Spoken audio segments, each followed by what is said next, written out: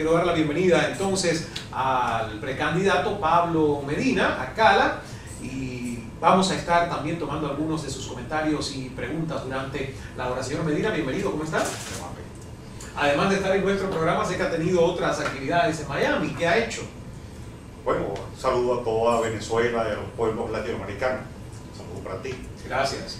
Bueno, aquí en Miami hemos efectuado diversas reuniones con la Mesa de la Unidad. He tenido también varios programas de radio, televisión, muy conocidos aquí, como el de Oscar Laza. Sí. Y mañana tenemos una reunión con venezolanos, aquí en Miami, en un lugar llamado el Arepazo, número 1. Habíamos a estar con los venezolanos porque es muy importante la presencia, por múltiples razones, que hay una comunidad venezolana muy importante. Unos por los refugiados y otros porque vienen buscando un horizonte mejor. Eso es muy importante porque tienen conexión con Venezuela y eso nos permite a nosotros también aumentar la escala social y llegarles y tocarlos y hablar con ellos y escuchar sus planteamientos. ¿Qué importancia tiene realmente el apoyo de la comunidad venezolana en Miami en relación con tener el apoyo de la mayoría del electorado que todavía está y vive en Venezuela? Bueno, hay alrededor de 100 y tantos mil venezolanos aquí en el estado y en Miami. Aquí se calcula, por ejemplo, que en el circuito de Miami van a votar alrededor de 20.000 venezolanos en este momento inscritos. Pero esos 20.000, logrando entusiasmarlo, organizarlo, bueno, tienen conexiones con Venezuela, tienen familia, tienen amigos. Y nosotros queremos decirles que no se olviden de su patria Venezuela, que Venezuela está viviendo un momento muy difícil. ¿Por qué está viviendo un momento difícil el país? Porque estamos frente al dilema de Shakespeare, cero o no cero, o la Venezuela democrática, desarrollada, o la dictadura chavista. Ese es el reto planteado en este momento en Venezuela.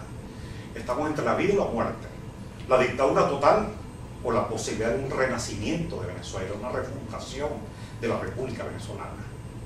Estamos en ese dilema, es muy difícil para los venezolanos.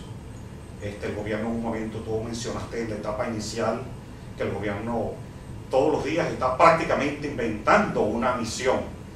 No es que el gobierno sea creativo, no es que el gobierno tenga dolor por los pobres en Venezuela. Pero estas misiones, al fin o al cabo, ¿no favorecen a un sector al que está destinado a ayudarles? O sea, ahora despojémonos si son electoralmente convenientes como parte de la campaña o no.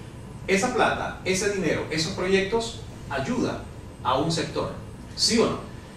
Mira, eso es relativo, porque ¿qué es lo que te indica la cantidad de misiones? El fracaso de un gobierno, que cada día hay más pobres.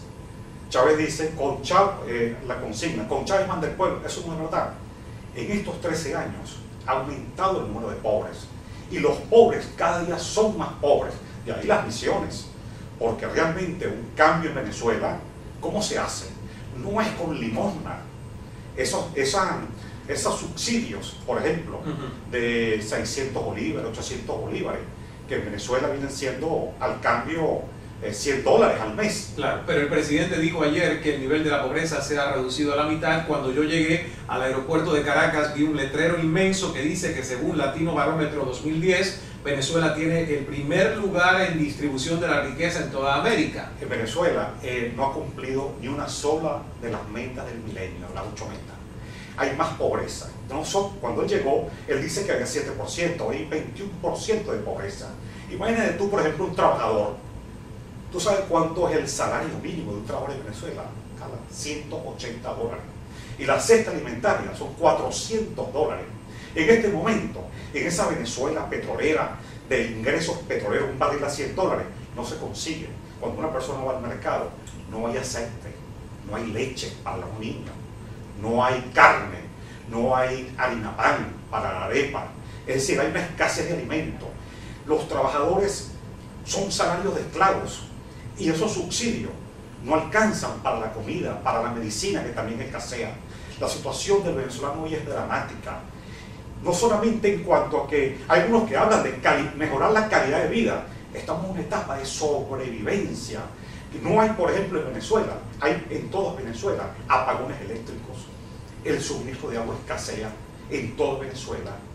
problemas, ahora que el gobierno está ocupando de las viviendas, problemas de alimentación, de desempleo, es realmente un paso atrás. Parece que estuviéramos en la Edad Media.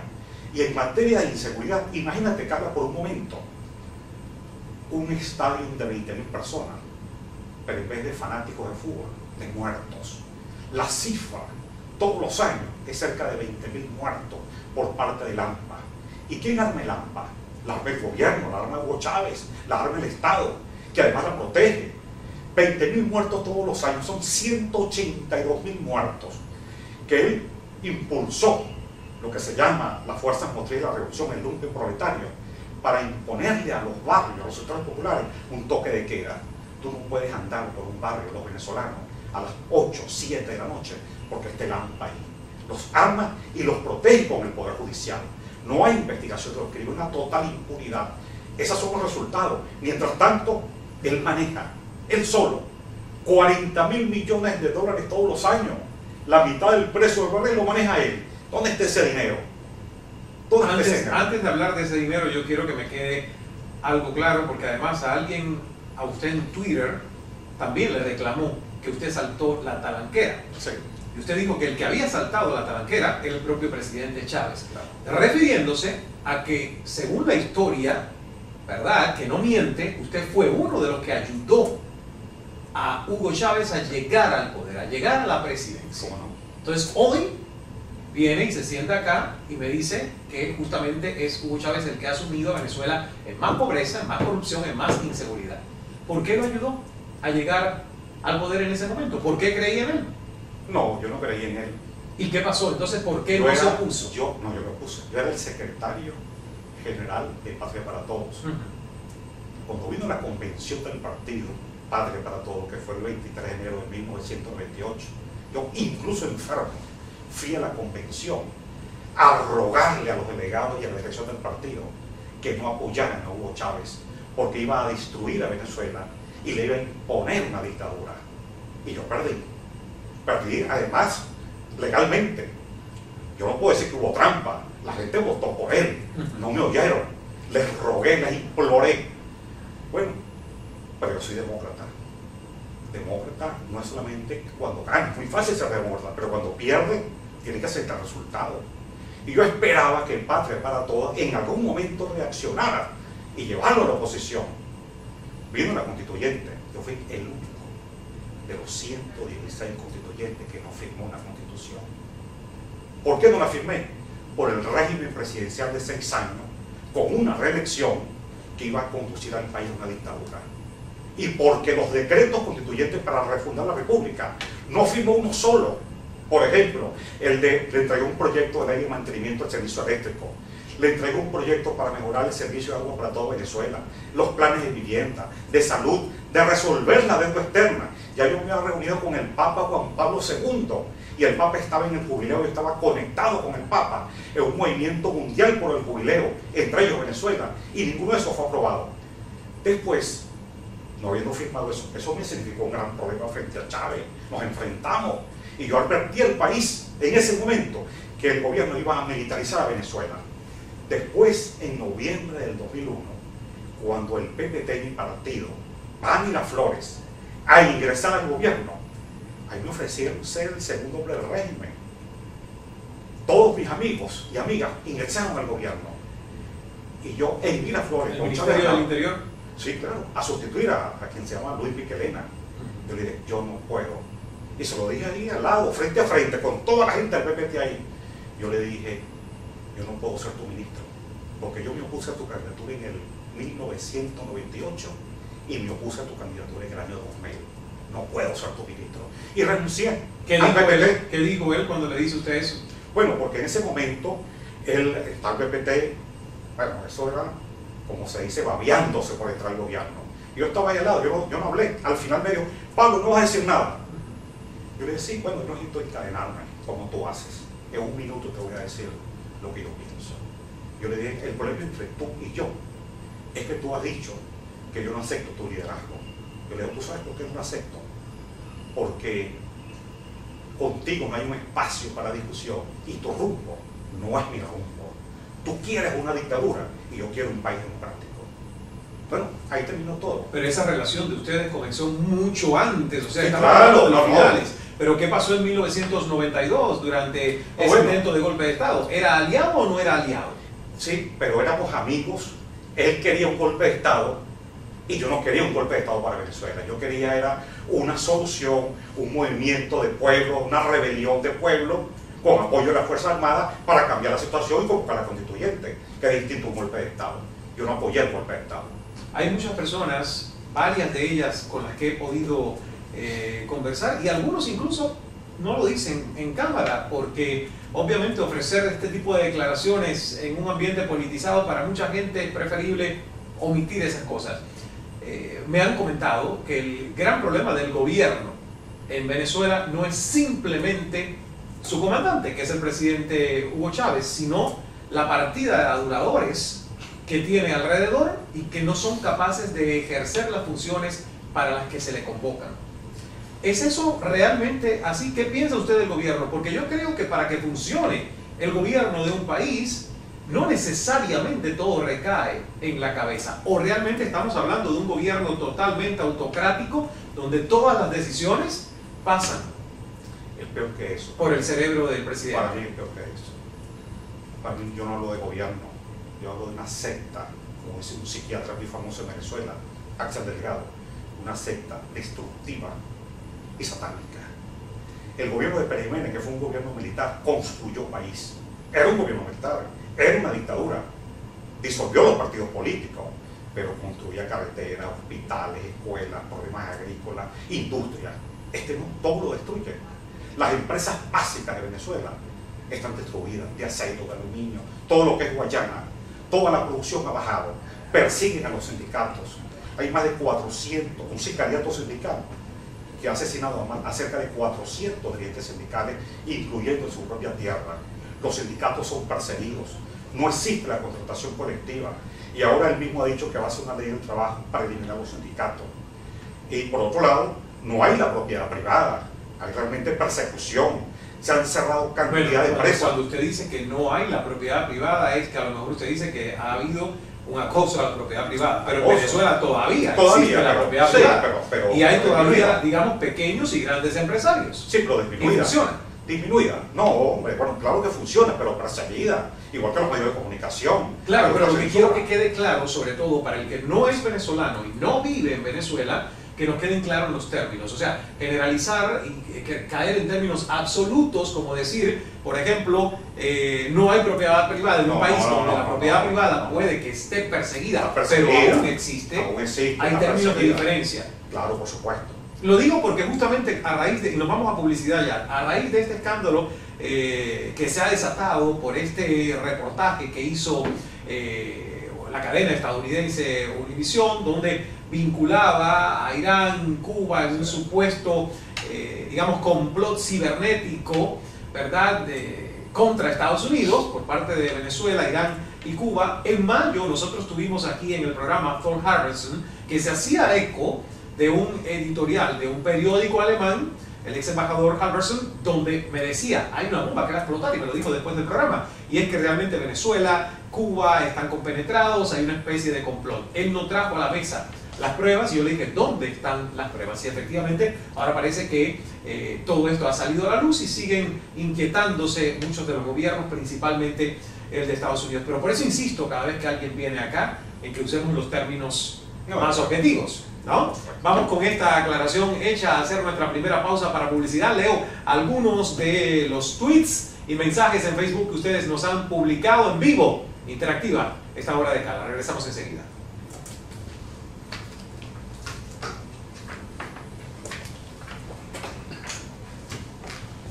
Muy bien. Bueno, yo creo que así aclaramos ya lo del Thor ahí, ¿verdad? ¿Puedo tomar una foto de él? Lo del Thor ya lo aclaré. Por eso. Sí, Thor Harris. Él vino y habló de esto, que ahora salió en el... Me miran este un segundito nada más, por favor.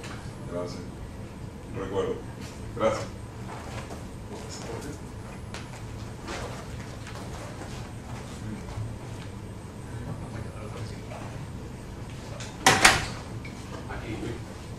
Esa, vamos a poner esa pregunta, por favor.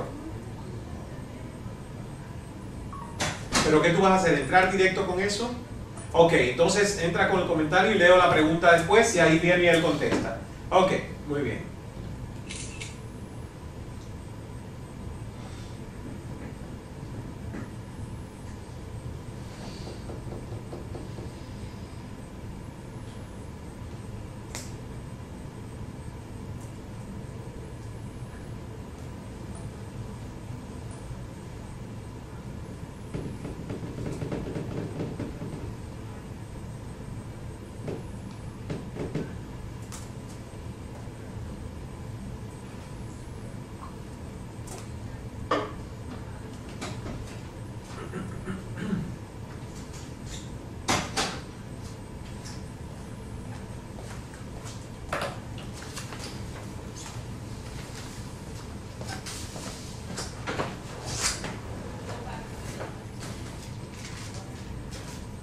Sí.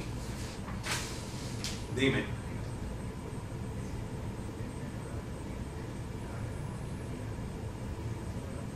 Sí.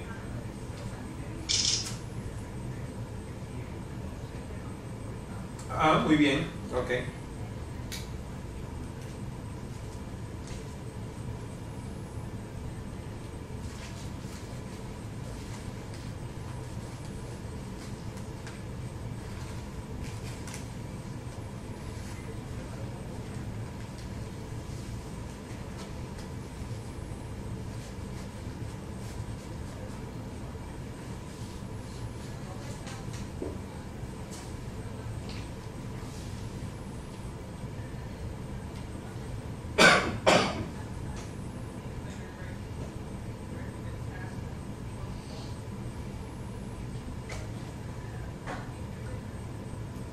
Treinta.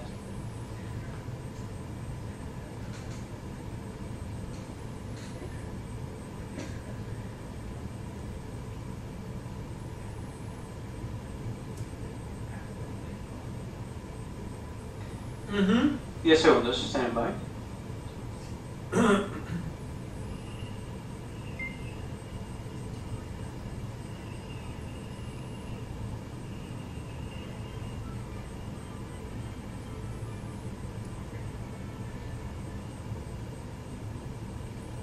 Y regresamos ya a nuestro programa, una hora en vivo, interactiva. Milagros Serrano a través de Facebook dice: esperemos que no termine en un fraude como todos los demás. Es el comentario que nos pone Milagros en Facebook. Y por acá también Mario Suárez tiene una pregunta. Apartando su profundo odio por Chávez, ¿qué ofrece al país? Es una pregunta para que nuestro invitado, el precandidato presidencial Pablo Medina, le conteste a este televidente. Bueno, no es un profundo odio, es presentar un diagnóstico de la Venezuela actual, de los 13 años.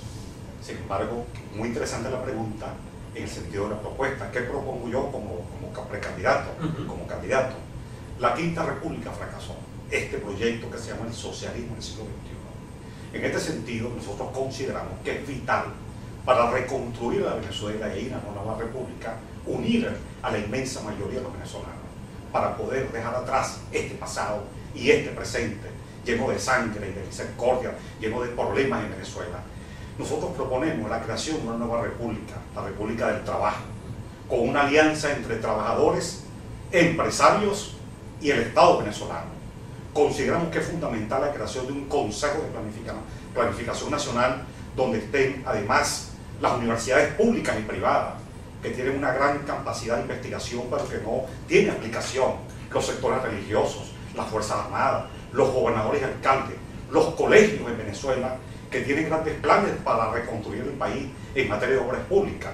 Ese Consejo Nacional de Planificación para reconstruir el país a corto, mediano y largo plazo. Pero al mismo tiempo esa alianza es básica para, y por otro lado, además de la alianza de trabajadores y empresarios, vamos a impulsar una política de municipalización a gran escala. Venezuela, por ejemplo, tiene 333 municipios, cuando requiere cerca de 1.500. Hay un proyecto universitario que se llama Proyecto Bicentenario de las Universidades, donde establece el aumento de las, por ejemplo, Caracas, que tiene una población similar a la de Estado Miranda que está al lado, tiene un solo municipio.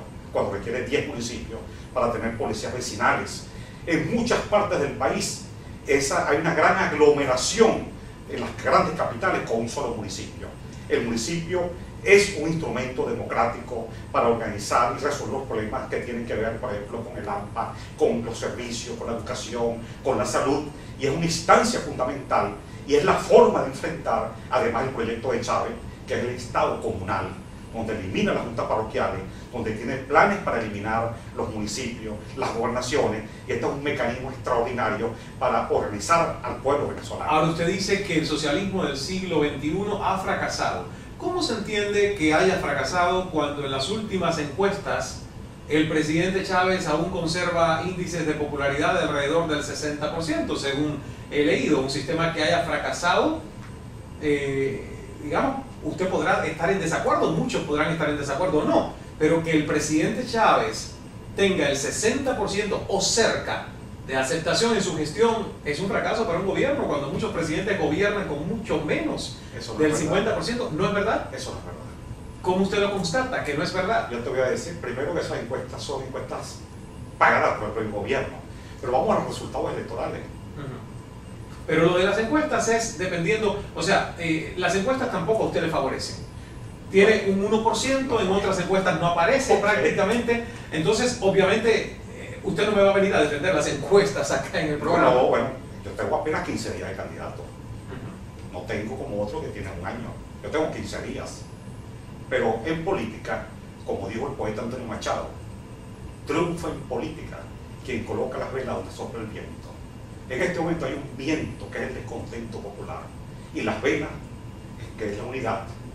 Para derrotar a Chávez hay que tener unidad, coraje, y tener además un proyecto estratégico para vencerlo.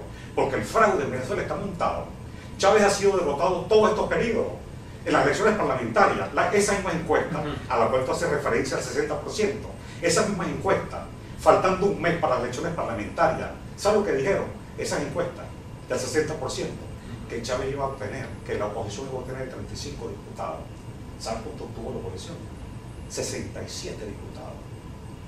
Y fue derrotado también en el 2007, cuando la reforma... Pero usted habla de todas esas derrotas. Aquí Charlie Papá 747 dice: Pablo Medina, ¿qué hiciste el disco duro donde tenías pruebas del fraude en el referendo revocatorio del 2003? Es muy fácil sentarse en esta mesa y lanzar palabras al aire. Estoy leyendo acá el tuit de Charlie Papa 747, pero ¿dónde están las pruebas? ¿Cómo uno puede asegurar que hubo fraude en una elección más allá del discurso? Bueno, vamos a hablar entonces de la parlamentaria y vamos a hablar del referendo del 2004. El año pasado, en esa elección parlamentaria, ¿no te parece que es fraudulento que una oposición obtiene mayoría y tiene menos diputados? Y el gobierno con menos votos tiene más diputados. Bueno, recuerdo que se habló de eso y de lo bueno, anacrónico vamos a hablar, que pareció en su momento. Bueno, y eso no es explicable, ni Pitágoras ni Newton pueden explicar eso. Vamos entonces al 2004, el referéndum.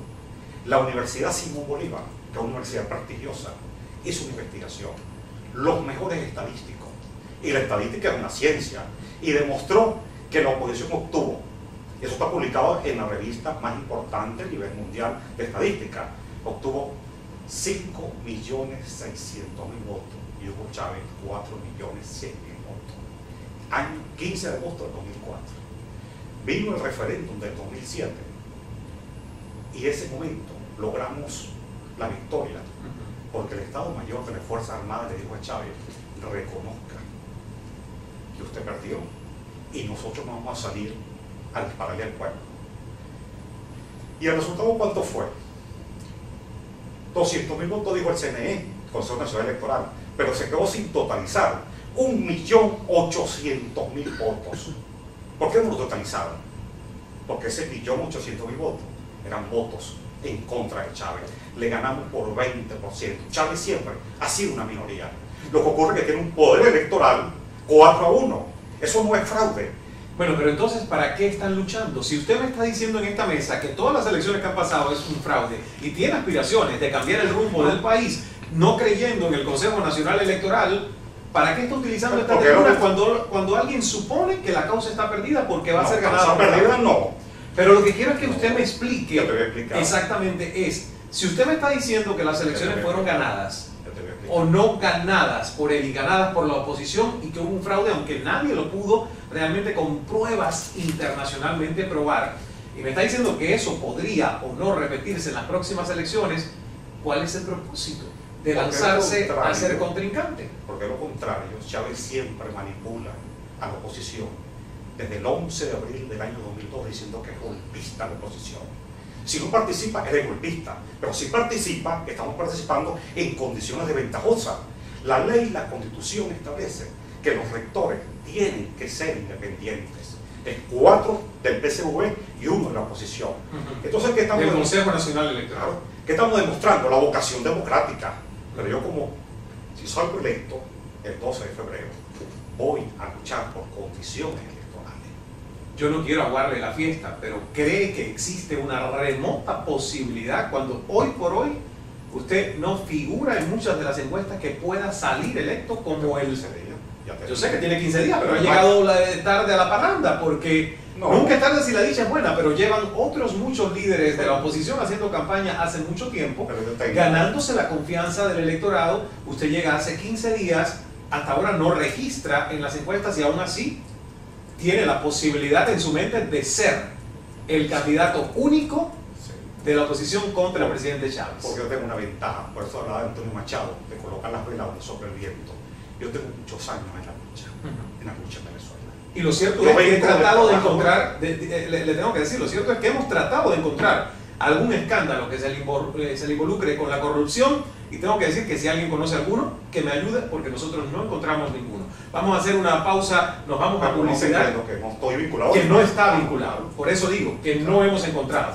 Nunca he estado, siempre he estado del lado de los trabajadores y de los pobres, luchando por Venezuela. ¿Qué se necesita para ser realmente el candidato que pueda ganarle al presidente Chávez en las próximas elecciones? Eso me lo contesta cuando regresemos. Más allá del discurso, ¿qué se necesita como líder? Vamos a hacer una pausa, regresamos enseguida, no se nos vaya.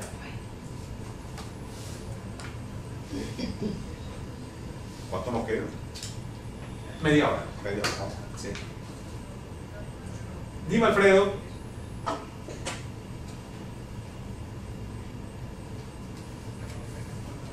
Sí, no, qué bueno que me corregiste el año. Lo que pasa es que el del Twitter lo mandó con 2003. Y yo leí el tweet tal como estaba. Dime, Alfredo.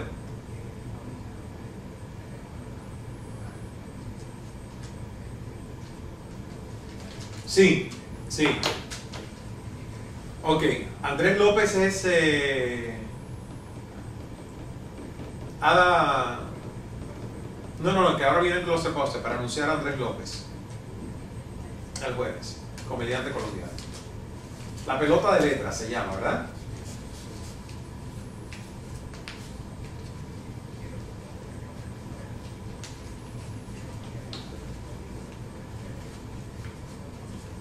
Ok.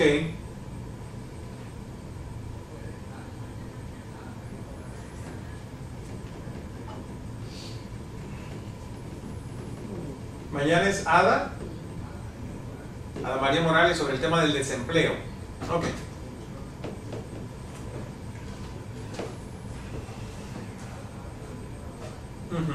Ada María Morales.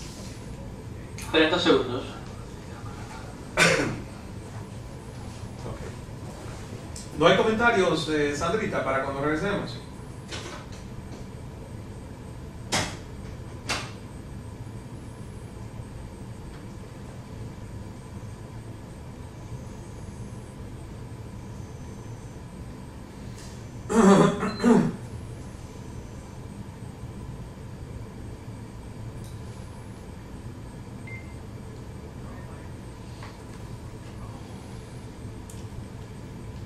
Y esta semana tenemos programas de lujo. Ada María Morales, el hada madrina del desempleo, tiene una cruzada luchando contra el desempleo en Estados Unidos y América Latina. El jueves el comediante colombiano Andrés López, y el viernes Isabela Santo Domingo, la escritora y actriz. Ustedes la conocen por Los Caballeros la Prefieren Bruta. Scala toda esta semana.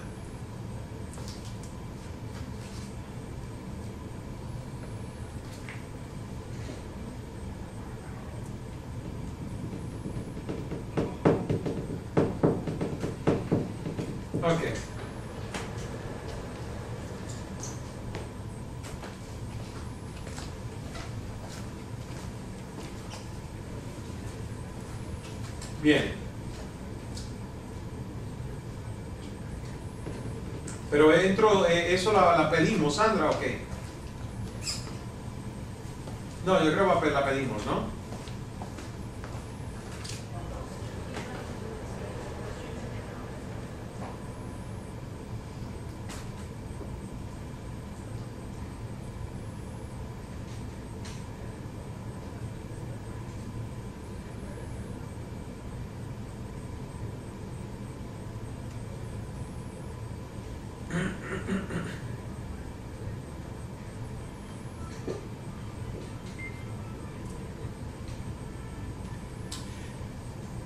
Gracias por continuar junto a nosotros. Estamos en vivo, una hora interactiva de Cala. Muchísimos comentarios a través de @CalaCDN en Twitter y también en nuestra comunidad en línea en Facebook. Y muchas preguntas, muchos comentarios. Por ejemplo, hay uno que me llama la atención, señor Medina, que dice Rick LB. Pablo Medina, ¿de dónde sacaste el dinero para participar como precandidato de la Mesa de Unidad Democrática? ¿Cuánto dinero se necesitaba? En primer momento, 1.100 millones de bolívares. ¿Eso en dólares es más o menos? Como $200.000. $200.000. Pero tengo entendido que al principio tuvo un problema con esta oportunidad de registrarse. Sí, yo me inscribí y después entonces a los 3 días la Mesa de Unidad me separó porque yo no pude pagar esa cantidad. Yo soy un trabajo, yo vengo del mundo del trabajo. Yo fui trabajador siderúrgico en Guayana, en la empresa de Sidor. Y he estado siempre en la lucha en el fogueo sindical. Yo no soy empresario. Y como tú has dicho bien, yo nunca he estado vinculado a casos de corrupción. Nunca he estado detrás de un contrato de un gobierno. Ni de mis amigos, ni de nadie. Siempre he estado en la lucha social. No tengo empresa. Y bueno, siempre me he dedicado a eso, a la lucha por Venezuela. Y entonces me costó mucho y llegamos a un arreglo con la Mesa de Unidad que facilitó el entendimiento y pude ingresar a la mesa. Y por ello, porque es importante, porque... Pero entonces tuvo que recaudar ese dinero. No, pero ese dinero no, una cuota menor, razonable. Menor. Y sí. Si, digamos, tanta otra gente tiene más dinero y usted no tiene dinero, ¿cómo piensa hacer campaña? Bueno, porque vienen muchos debates. En el debate que hubo el último en Venevisión, que fue el primero que participé, bueno, la encuesta señala que yo fui la sorpresa, que el 43% de las personas que vieron el debate consideraron razonables las propuestas que yo hice y la respuesta que yo di. El debate le ayudó. El debate le ayudó. Pero mucha gente dice que realmente en estos dos debates, tanto el de estudiantes que transmitió Globovisión como el que organizó, evidentemente con más producción televisiva, Venevisión, en ninguno de los dos hubo real debate porque no se pudo contrastar, al menos en una misma pregunta, la respuesta de cada uno. Y digo más, el propio presidente Hugo Chávez, a ustedes que les ha descalificado llamándoles pre-macunches, algo así, ha dicho que el minuto que le dan para responder a las preguntas les sobra, porque no tienen nada que decir. ¿Qué dice usted? Bueno, eso es un cuento de Hugo Chávez. Casi todos, incluso hablo por todos mis compañeros candidatos, algunas veces, varios de ellos llegaron al límite. E incluso hubo otros que se sobrepasaron. Yo siempre trataba de llegar exactamente al 55, al minuto, tratando de responder, concentrando las preguntas y dando las mejores respuestas, a tal punto que, bueno, eso concentró la intención del país. Y después de ese debate uno anda por las calles, por cualquier lugar, la gente está hablando del debate. Por eso es que ahora está diciendo, esos son los candidatos del imperio yanqui, no sé qué cosa. No, lo que queremos entre todos es alcanzar una Venezuela democrática. Y la propuesta que estamos haciendo, por ejemplo, de convocar una Asamblea Nacional Constituyente, sabe que eso va a cambiar totalmente la estructura del Estado venezolano y que es necesaria. Las propuestas que hacemos, entre varios, unos consideran de que debe haber que las empresas del Estado deben pasar totalmente a las manos privadas. Yo considero que al contrario debe haber una democratización de las empresas del Estado con el concurso de los trabajadores, los empresarios del Estado. Eso está realmente convocando a los trabajadores. ¿Va a aceptar usted al que gane el resultado de las primarias? Por supuesto. Como los tres ¿A quién va a apoyar en caso de que no sea usted el ganador? Bueno, el que gane. El que gane. Que somos como los mosqueteros, todos para uno y no para todos. Yo espero ganar. Pero si no gano, apoyar, no solamente apoyar en el sentido que aceptar el resultado. ¿Pero por quién va a votar usted? ¿Por usted mismo? Bueno, ¿por qué no? Claro, ¿no? Digo yo, en una votación donde está alguien aspirando a un cargo ¿Por qué político, no? sería demasiado ilusorio pensar que uno de ustedes va a votar por el otro. Bueno, no me estoy negando. Pero digamos que no es candidato, ¿por quién votaría usted? Ya le quité el ego de encima. ¿Por quién Ah, bueno, votaría? por Diego Arria, ¿Por qué por Diego Arria? porque su propuesta de la Asamblea Nacional Constituyente es la misma que yo estoy haciendo, es necesario. No se puede, cualquiera de nosotros que llegue a la presidencia va a ser un prisionero del Estado, porque él tiene el control de la Fiscalía, de la Contraloría, del Tribunal Supremo, del alto mando militar, donde hay generales vinculados al narcotráfico, muy grave. Entonces no puede hacer nada. Pero Diego Arria no está para muchas generaciones de venezolanos vinculado demasiado con otras etapas de gobiernos anteriores. No es quizás algo, digamos, refrescante el pensar en otros de los líderes jóvenes. El problema es el planteamiento, el problema es la conducción estratégica. Hugo Chávez no va a entregar el poder. Hugo Chávez no va a entregar la banda presidencial.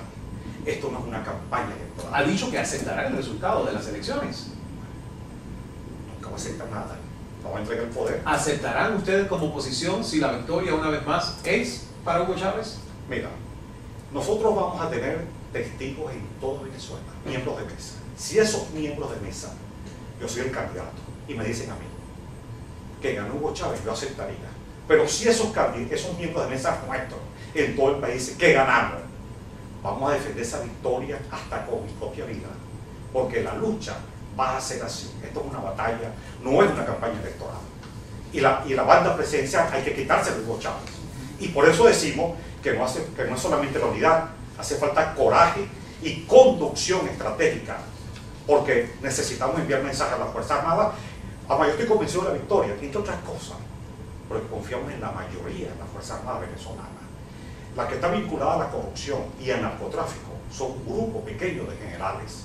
La mayoría de las Fuerzas Armadas consideran que el país tiene que haber una transición democrática. ¿Quiénes son los generales vinculados con el narcotráfico? Porque usted me ha dicho que es un grupo pequeño, o sea que debe, si es un grupo pequeño, ser capaz de contarlo con los dedos de su mano. Sí, ¿Quiénes son? Por ejemplo, está el actual jefe del Plan República. El Plan República es el que se encarga de mover las Fuerzas Armadas, el general Rangel Silva. Está Cliver Alcalá Cordona y su hermano. Está el jefe del DIP.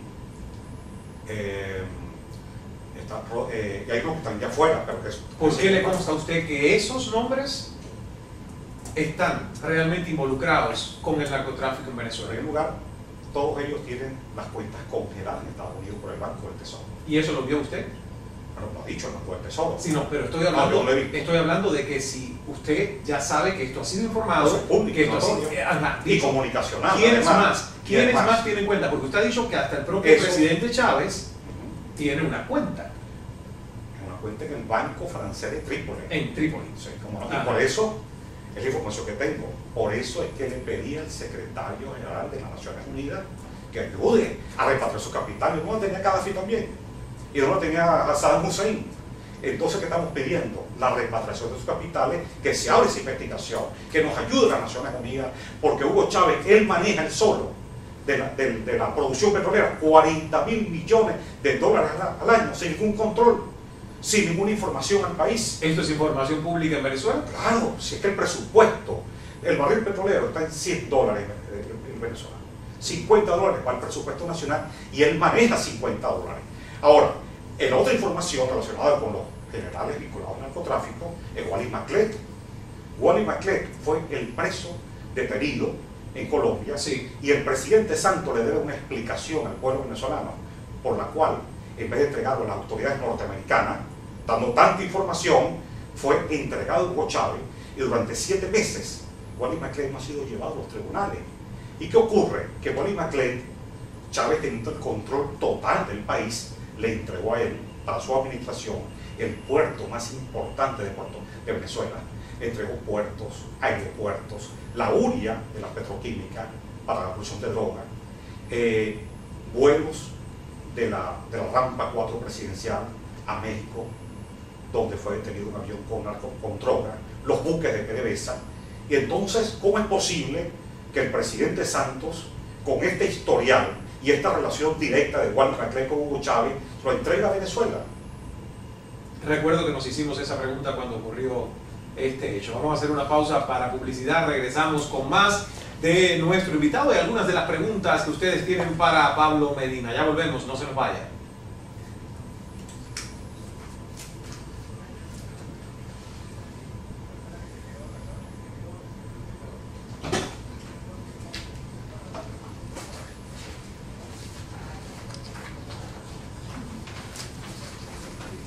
Dime.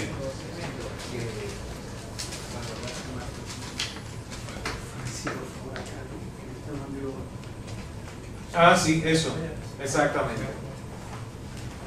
Pero yo quiero una-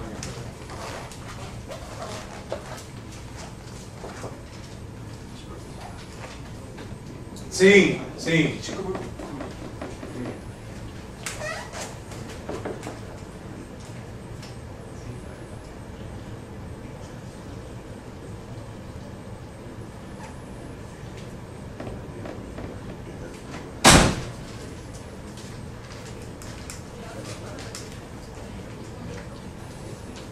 Muy bien, dale.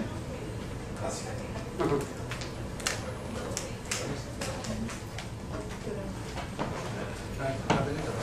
Muy bien. Venga. Alfredo, bueno, tú me vas recordando, ya tengo eso que se lo dejé colgado y cualquier otra cosa que... Ah, y lo de... No podemos olvidar lo del escándalo porque usted hizo declaraciones sobre lo del reportaje, Irán y no sé qué, no sé cuánto. ¿Cómo no? Y la cónsula aquí. No me la Yo conozco. la conozco. Yo sí. Livia. Me acuerdo que le hice un chiste. No le había gustado mucho, pero me aclaró. Le dije, le dije, no es un conflicto diplomático representar a Venezuela y tener el nombre de otro país. Me dice el mío se escribe con V. Y es verdad. Porque se llama Livia, Claro.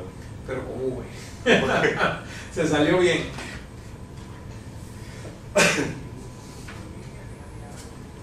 Ajá, exacto, por eso, no, pero yo se lo hice con ese doble sentido, por lo de Gaddafi, pero ella se salió bien, porque es verdad que es con V.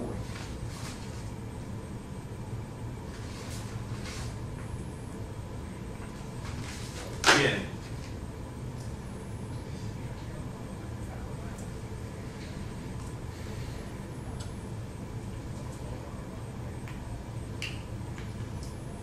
¿De cuánto?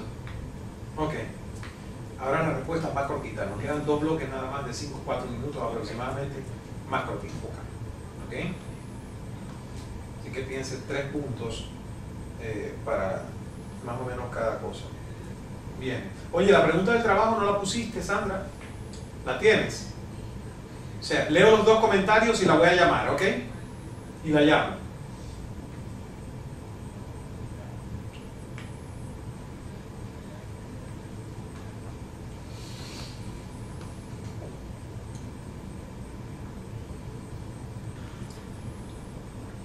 Ok, stand by. Sí.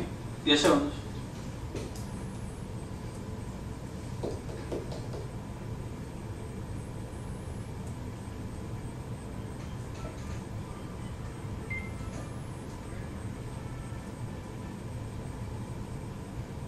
Regresamos con algunos de sus comentarios en las redes sociales. Lila Otero a través de Twitter dice: cualquiera que gane es mejor de lo que tenemos. Pablo M es un luchador, refiriéndose a nuestro invitado de esta noche. Yanita Ron: ya este pueblo despertó y no nos dejamos engañar. Seguiremos apoyando a nuestro presidente.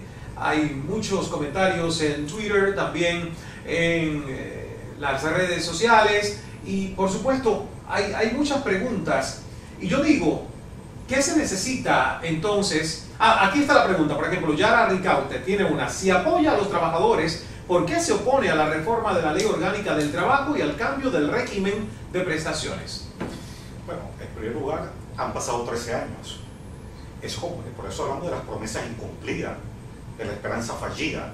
13 años y ahora es que vienen a ofrecer una ley del trabajo donde se eliminan los sindicatos y la contratación colectiva por consejos obreros.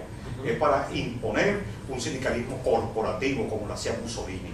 En cuanto al régimen de prestaciones sociales, bueno, no hay todavía un régimen de jubilación, no hay un régimen de pensiones, no hay un plan de vivienda. Los trabajadores venezolano todos los meses le descuentan 3% de su salario, y eso va a un fondo que lo maneja directamente Hugo Chávez, donde no ha construido una sola vivienda para los trabajadores venezolanos. Plan de vivienda, pensión y jubilación, la salud no existe. Son 215 hospitales, están destruidos, sin medicina, no hay médicos, se fueron 5.000 médicos por la falta de salario, de buenos salarios. Un médico gana en Venezuela cerca de $300 mensual, un profesional. Hablando de médicos, ¿qué haría usted de ser el próximo presidente de Venezuela con las misiones que ocupan a los médicos cubanos que están en Venezuela? Bueno, yo creo que ese es un tema candente. Yo creo, por ejemplo, que hay que revisar todos esos convenios que son secretos. No es solamente el caso de los médicos, el caso es de los cubanos. Todos aquellos, porque, bueno, por una parte, yo te quiero decir, son dos aspectos. En el caso, por ejemplo, de Barrio Adentro, sí, yo hablé con muchos médicos cubanos cuando la reforma están opuestos a Chávez. Pero yo creo que las misiones deben hacerse con médicos venezolanos. Pero una cosa distinta es el médico cubano, que incluso está mal pagado, y otra cosa es el G2 cubano, que tiene control de puertos, aeropuertos. La agencia de contrainteligencia cubana. Sí, y eso no se puede permitir en un país. O sea, el gobierno de Chávez ha financiado una invasión en Venezuela. No solamente de Cuba, es que hoy Cuba estamos a punto de perder la patria. Hay centenares de miles de chinos en Venezuela. No hay un pueblo, no hay un barrio de Venezuela donde en sus calles estén ahí comprando comercio, edificios y todo, con cédula en mano, inscritos en el Consejo Nacional Electoral. Venezuela es un país invadido. Venezuela es un país donde el 70% de los alimentos vienen de Brasil, pollos incluso, animales con hormonas, carne de segunda de Argentina. Estamos importando productos tradicionales como el café, por ejemplo, importando gasolina. Somos una especie de colonia. Hay invasión también de presencia rusa, iraní en Venezuela. Y esto tiene que terminarse. Nosotros, mi gobierno va a revisar toda esa documentación con los chinos. La documentación del fondo chino, que es secreto. Todos son documentos secretos. No van a la Asamblea Nacional como establece la Constitución. Y Venezuela se respeta. Vamos a hacer una pausa, nos tenemos que ir a publicidad.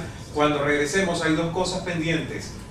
Una es que usted me diga qué tiene usted, que no tiene el presidente Chávez, como características de líder para ganarle en las urnas, más allá del discurso. Porque lo que sí nadie puede negar es que el presidente Chávez pues ha logrado como líder estar por todos los años que lleva como presidente de Venezuela y hasta ahora ganarse a la mayoría de ese electorado venezolano. ¿Qué tiene usted para revertir esa tendencia? Y sobre sus declaraciones a raíz de este supuesto escándalo de complot cibernético entre Venezuela, Irán y Cuba contra Estados Unidos. Usted se ha pronunciado con relación a la cónsul de Venezuela en Miami, este posible escándalo. Vamos a publicidad, regresamos enseguida. Entonces, y por otro lado, el gobierno de Chávez personalmente secunda a Irán en cuanto a su posición sobre Israel. Yo, por ejemplo, creo que tanto derecho tiene Israel de existir como el pueblo palestino también existe como pueblo. Pero Chávez ha maldecido incluso a Israel. Y entonces apoya una política internacional que es en la cual choca con la propia Constitución de Venezuela, que habla de zona de paz. Esa fue mi declaración. Ahora, hablando de 3 puntos, por ejemplo, que usted me pueda decir que en cuanto a líder, como estratega, tiene usted que no tiene el presidente Chávez y que sería una mejor opción para Venezuela. 3 palabras que lo describan. Él es minoría y nosotros somos mayoría. Si yo gano las primarias... Esa es una, deme 2. 2. Primero, el coraje para vencerlo. 3, yo le hablo, yo le llego al sector chavista. Por ejemplo, en elecciones parlamentarias, la cual yo fui candidato, yo gané con el voto chavista. Yo le hablo al chavismo, yo estoy llamando a la unidad. Necesitamos dejar atrás el pasado. Esto es parte ya de su última palabra, porque prácticamente nos tenemos que despedir, unos 30 segundos para su reflexión final de la hora. Bueno, 30 segundos. En diciembre del año de 1957, había una dictadura ya. Se pensaba, la dictadura de Pérez Jiménez, que eso iba a ser eterno. Y vino 23 días después, el día glorioso del 23 de enero. Yo creo que en Venezuela vamos hacia un nuevo 23 de enero para dejar atrás este régimen oprobioso, de miseria, de crímenes, de pobreza, para ir a una Venezuela productiva y una Venezuela democrática para todos los venezolanos. Muchísimas gracias, gracias por estar con Amable. nosotros. Y a ustedes también muchas gracias por la sintonía. Si quieren leer más de los comentarios y preguntas en las redes sociales, @CalasNN y también en Facebook. Me despido como siempre recordándonos que el secreto del buen hablar es saber escuchar. Hasta la próxima.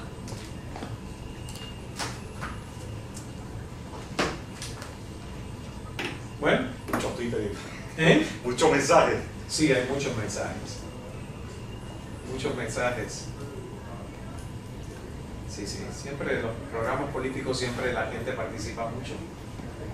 Sobre todo en Venezuela hay mucha participación. Mucha participación. Pero como tú dijiste, nunca vas a encontrar un comentario de que yo asalté algo, que robé. No, Nada de eso. eso no lo he leído. Porque yo he tratado de cuidarme en la lucha política. Uno comete errores políticos, pero nunca hay comete errores morales. Muy bien. Sí. Bueno, pues suerte en todo. Muy amable. Excelente. Hasta luego. Suerte. Hasta luego. Mucho gusto. Gracias.